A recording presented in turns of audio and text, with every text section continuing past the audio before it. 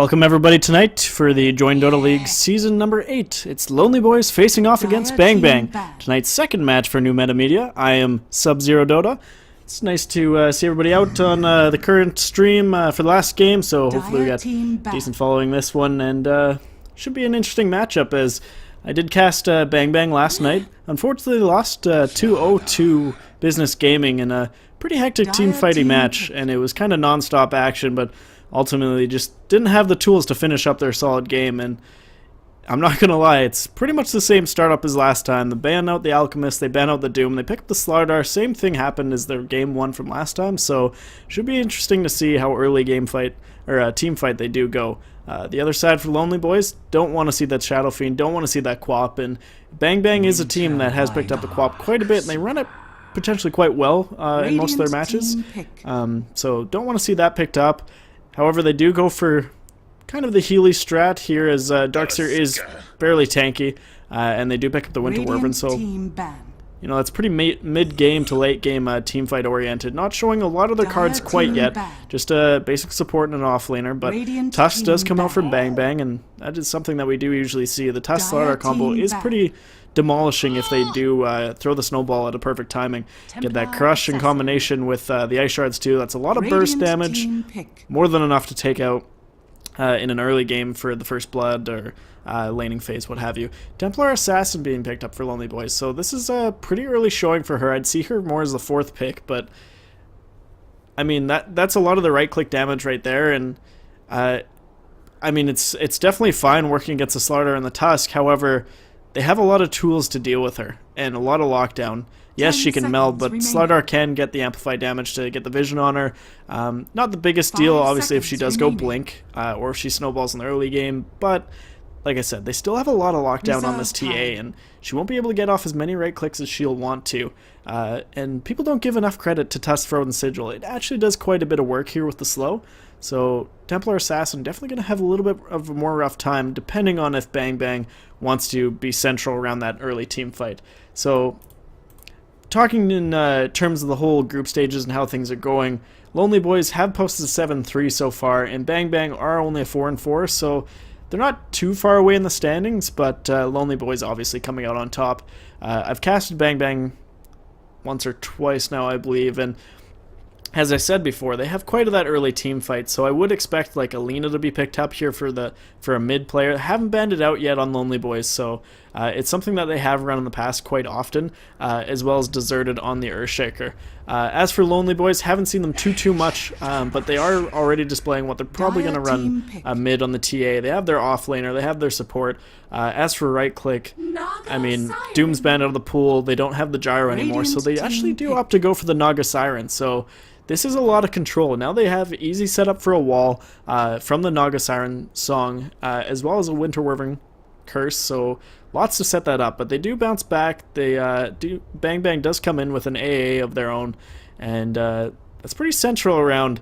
I mean, a lot of people are picking up Winter Wyvern nowadays for most of the teams, and I mean that takes her out quite heavily. An AA against an ancient against a Winter Wyvern, sorry, is quite heavily problematic, as the Cold Embrace really doesn't do anything once AA does get his level 6. It does take him a little bit to get online, but Winter Wyvern's just really good for the curse, and you know they don't have that much right click from BangBang that the curse is going to do a whole lot of output damage. It'll just be more of a setup really, if they want to get in combination with the vacuum wall. That being said, if they do combine that with the Ion Shell from Darkseer early game, just all the slows from a Wyvern, that is a pretty tasty combo if this Wyvern is going to rotate around the map.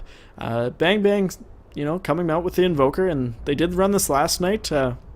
Unfortunately, it was pretty hard against Raga running that on mid. He didn't have the best of time running up against a Magnus of all things, and just wasn't able to farm early on. He did go for that Exort Wax build, and he had the damage, but their team fight was just a little bit lacking. So interesting to see them pull out kind of the same strat. Maybe they've been working on it all for maybe last night and in today, just to kind of hone in their skills. Might be interesting to see that.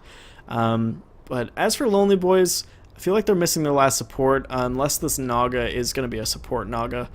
It's been a while since I have seen a carry Naga going for that Radiance build, but I'm not going to count it out just quite yet, because support Naga's definitely good, but a late game Naga for a carry is definitely just as good. You build that Octarine Core, you build that Radiance, that build's pretty tough in its own right. Slark being banned from LonelyBoyz, definitely a great ban, as BangBang still doesn't really have that hard kind of stompy hero quite yet. They can win their lanes quite heavily.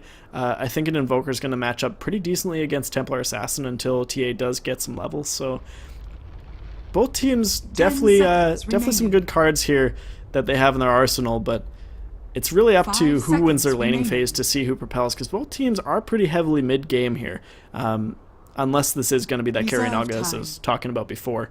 So it's really going to rely on these last picks. BangBang opting out, taking out that Juggernaut. Didn't have the best of time with it last night, so right away they're going to ban that out as their 5th pick. They don't want to see the carry just in case it is a support Naga Siren. So we'll see what comes up here for LonelyBoyz here pretty soon.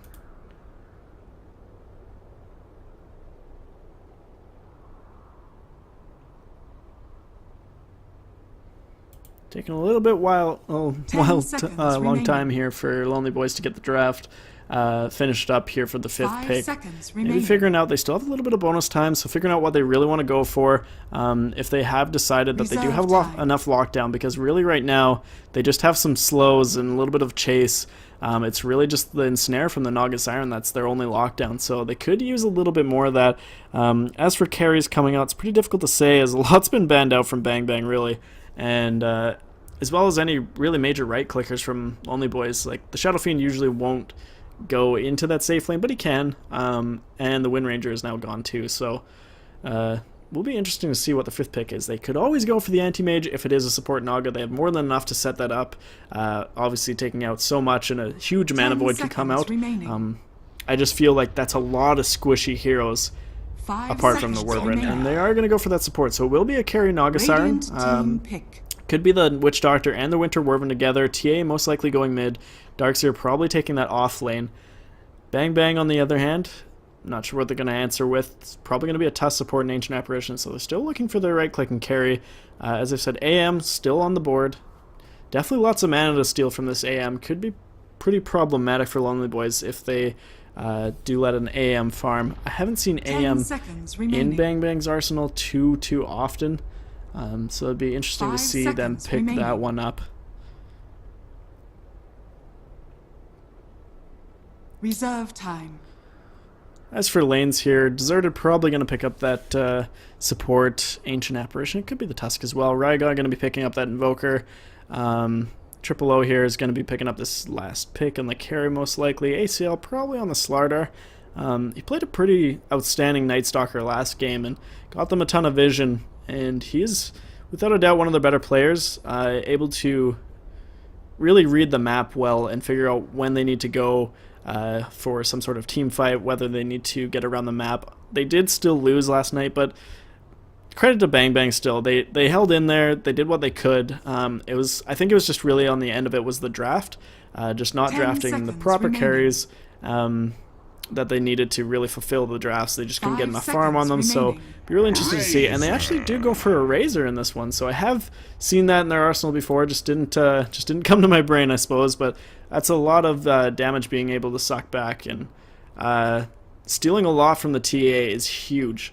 And she won't be able to put out as much damage as she would like. And with his amplified damage from the Slardar, initiation from the Tusk, they have a lot of cards here on BangBang, but so do LonelyBoyz, answering with the Naga Siren carry. So if this does go late game, you're going to be seeing a lot of push. And, you know, Razor's the really only strong push aside from the Invoker, who, you know, with the Forge Spirits being kind of nerfed in the last several patches, that's really their only hard push here, depending on what the Razor wants to go for. If he does hit up that early mech, then it'll take him a little bit longer to get an Eggs online, or a Deso if he wants. And then, I mean, if you give more farm to this Naga Siren, it is pretty detrimental to a team when you start giving